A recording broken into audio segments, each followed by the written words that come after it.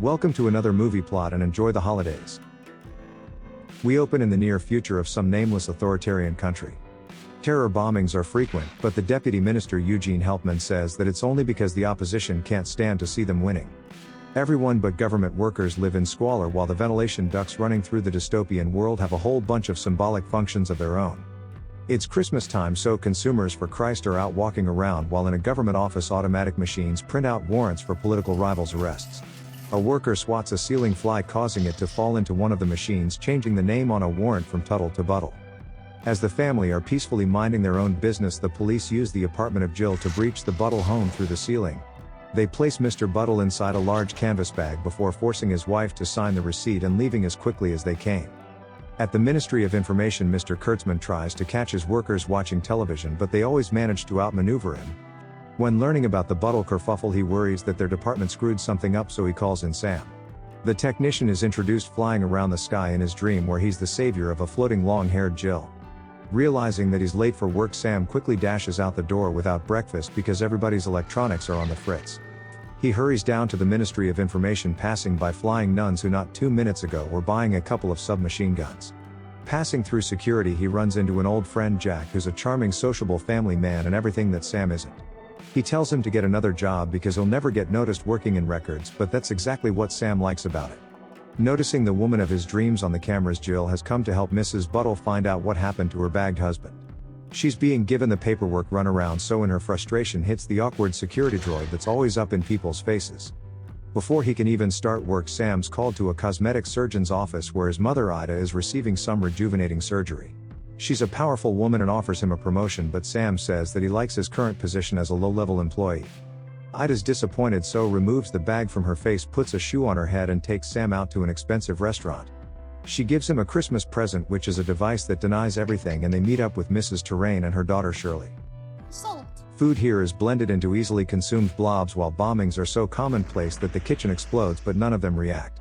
Sam just continues to insist that he doesn't want the promotion, then goes home to dream himself as Jill's winged savior. It turns into a nightmare as skyrises burst from the ground and Sam wakes up with the central cooling on the fritz.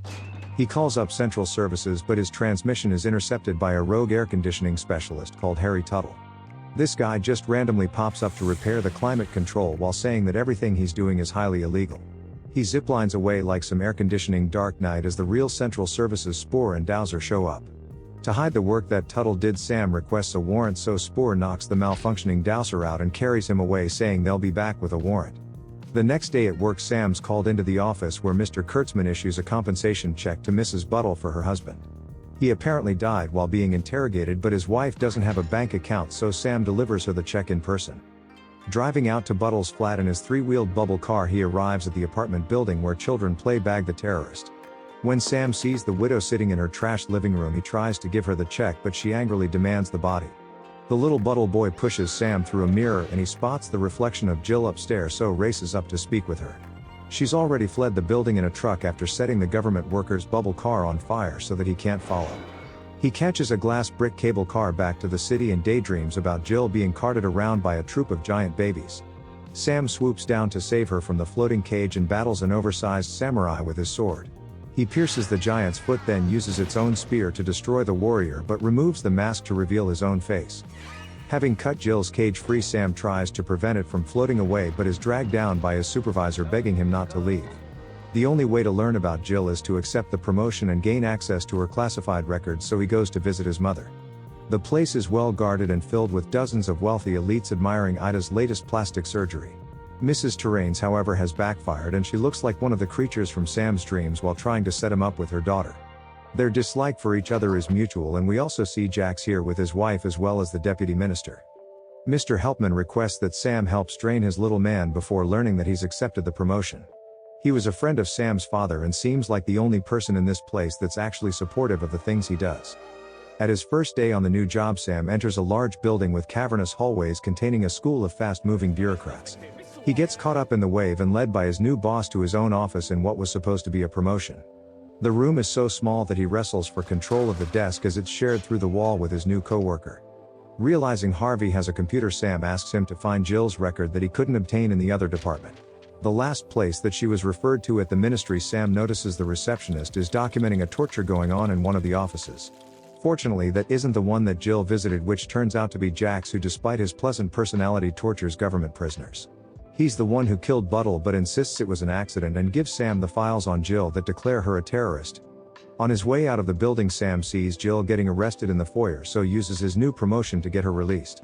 He quickly escorts her to her truck outside before anyone catches on, but she almost leaves Sam behind when making her escape.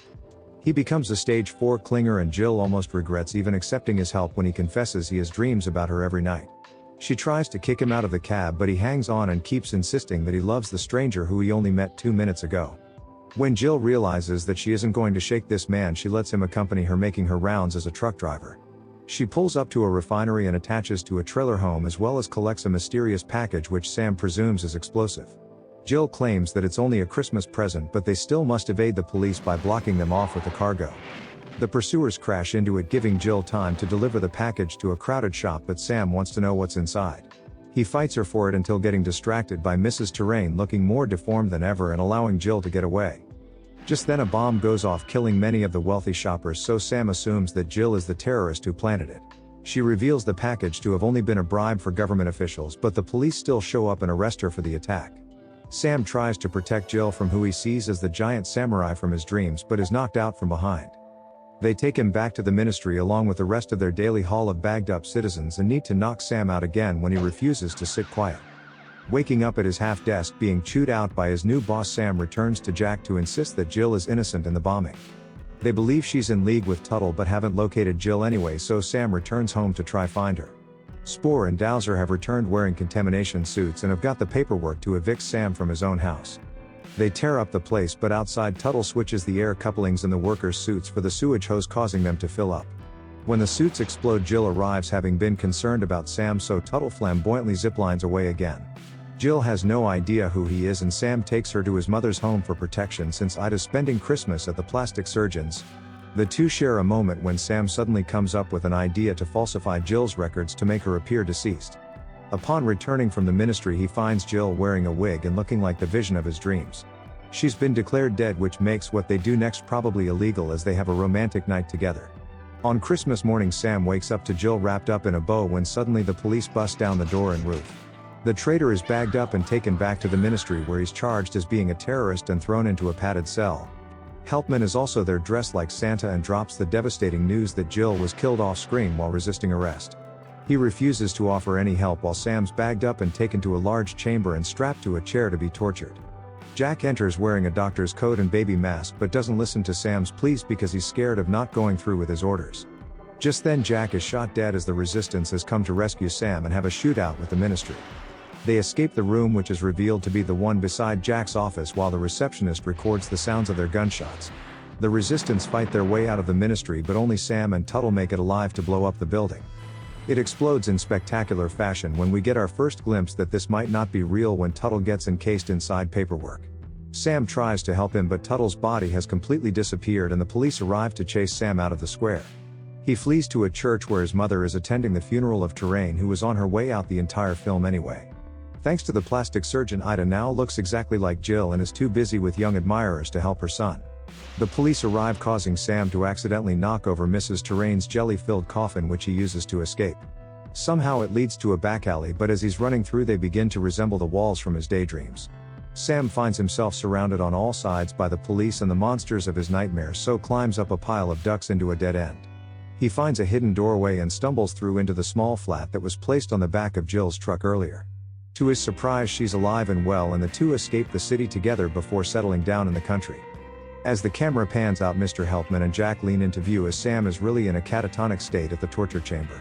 Jack has lobotomized his friend, so all he does now is smile and hum the song Watercolor of Brazil. And the movie ends.